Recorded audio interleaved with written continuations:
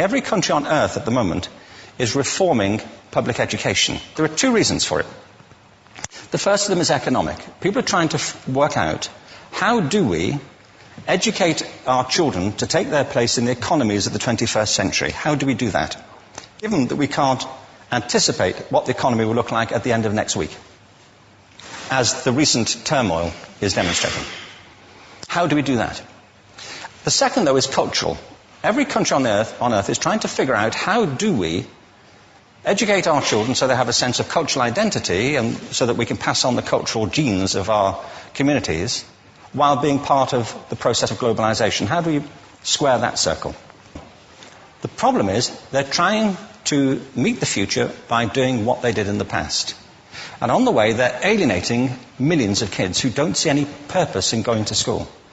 When we went to school, we were kept there with a story, which was if you worked hard and did well and got a college degree, you would have a job. Our kids don't believe that. And they're right not to, by the way. You're better having a degree than not, but it's not a guarantee anymore. And particularly not if the route to it marginalizes most of the things that you think are important about yourself. Some people say we have to raise standards as if this is a breakthrough. You know, like, really, yes, we should. Why would you lower them? You know, I mean, I haven't come across an argument that persuades me of lowering them. But raising them, of course we should raise them. The problem is that the current system of education was designed and conceived and structured for a different age. It was conceived in the intellectual culture of the Enlightenment and in the economic circumstances of the Industrial Revolution.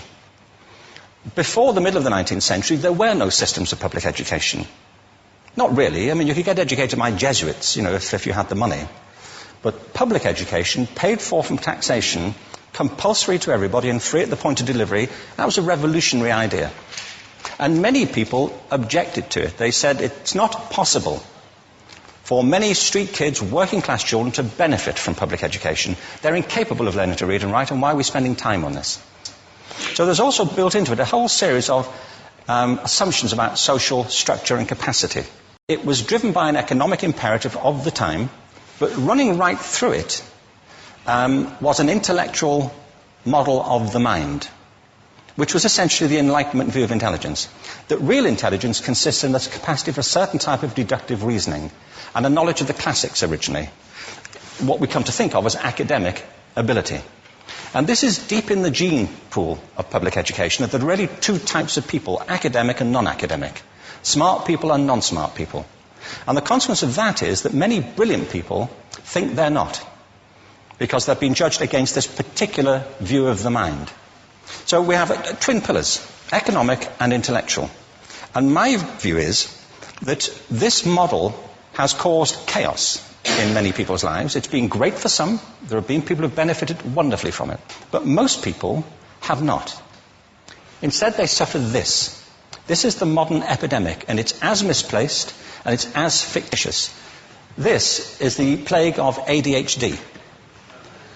Now, this is a map of the incidence of ADHD in America, or prescriptions for ADHD.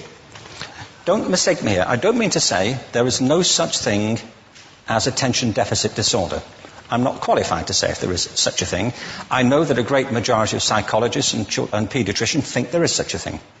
But it's still a matter of debate. What I do know for a fact is it's not an epidemic. These kids are being medicated as routinely as we had our tonsils taken out. And on the same whimsical basis, and for the same reason, medical fashion. Our children are living in the most intensely stimulating period in the history of the earth. They're being besieged with information and calls for their attention from every platform, computers, from iPhones, from advertising holdings, from hundreds of television channels. And we're penalizing them now for getting distracted. From what? You know, boring stuff at school, for the most part. It seems to me it's not a coincidence totally that the incidence of ADHD has risen in parallel with the growth of standardized testing. Now, these kids are being given Ritalin and Adderall and all manner of things, often quite dangerous drugs, to get them focused and calm them down. But according to this, attention deficit disorder increases as you travel east across the country. People start losing interest in Oklahoma.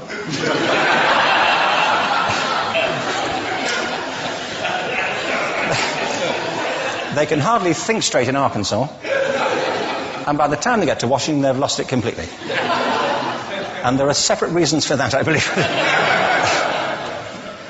It's a fictitious epidemic. If you think of it, the arts, and I don't say this exclusively of the arts, I think it's also true of science and of maths, but I say about the arts particularly because they are the victims of this mentality currently, particularly. The arts especially address the idea of aesthetic experience.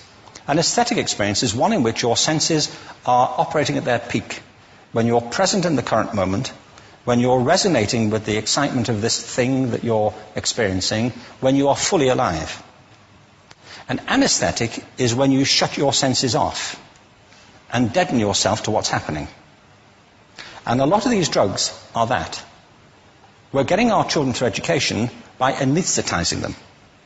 And I think we should be doing the exact opposite. We shouldn't be putting them asleep. We should be waking them up to what they have inside of themselves. But the model we have is this. I believe we have a system of education that is modeled on the interests of industrialism and in the image of it. I'll give you a couple of examples. Schools are still pretty much organized on factory lines, ringing bells, separate facilities, specialized into separate subjects. We still educate children by batches. We put them through the system by age group. Why do we do that? Why is there this assumption that the most important thing kids have in common is how old they are? It's like the most important thing about them is their date of manufacture. You know what I mean? Well, I know kids who are much better than other kids at the same age in different disciplines, or at different times of the day, or better in smaller groups than in large groups, or sometimes they want to be on their own. If you're interested in the model of learning, you don't start from this production line mentality. It's essentially about conformity, and increasingly it's about that as you look at the growth of standardized testing and standardized curricula. And it's about standardization. I believe we've got to go in the exact opposite direction. That's what I mean about changing the paradigm. There was a great study done recently of divergent thinking. Published a couple of years ago. Divergent thinking isn't the same thing as creativity. I define creativity as the process of having original ideas that have value. Divergent thinking isn't a synonym, but it's an essential capacity for creativity. It's the ability to see lots of possible answers to a question, lots of possible ways of interpreting a question, to think what Edward de Bono would probably call laterally, to think not just in linear or convergent ways, to see multiple answers, not one. So, there are tests for this. One kind of cod example would be, people might be asked to say, how many uses can you think of for a paperclip? One of those routine questions. Most people might come up with 10 or 15. People who are good at this might come up with 200. And they do that by saying, well, could the paperclip be 200 foot tall and be made out of foam rubber? Does it have to be a paperclip as we know it, Jim? Now, there are tests for this, and they gave them to 1,500 people. This is in a book called Breakpoint and Beyond. And on the protocol of the test, if you scored above a certain level, you'd be considered to be a genius at divergent thinking. Okay? So my question to you is, what percentage of the people tested, of the 1,500, scored at genius level for divergent thinking? Now, you need to know one more thing about them. These were kindergarten children. So what do you think? What percentage at genius level? 80. 80, okay. 98%. Now, the thing about this was it was a longitudinal study. So they retested the same children 5 years later, ages of 8 to 10. What do you think? 50? They retested them again 5 years later, ages 13 to 15. You can see a trend here, can't you? Now, this tells an interesting story, because you could have imagined it going the other way, couldn't you? You start off not being very good, but you get better as you get older. But this shows two things. One is we all have this capacity, and two, it mostly deteriorates. Now, a lot of things have happened to these kids as they've grown up. A lot.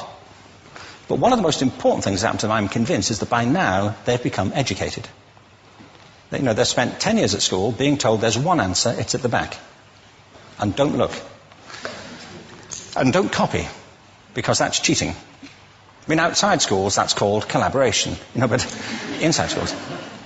Now, this isn't because teachers want it this way, it's just because it happens that way. It's because it's in the gene pool of education. We have to think differently about human capacity. We have to get over this old conception of academic, non-academic, abstract, theoretical, vocational, and see it for what it is, a myth.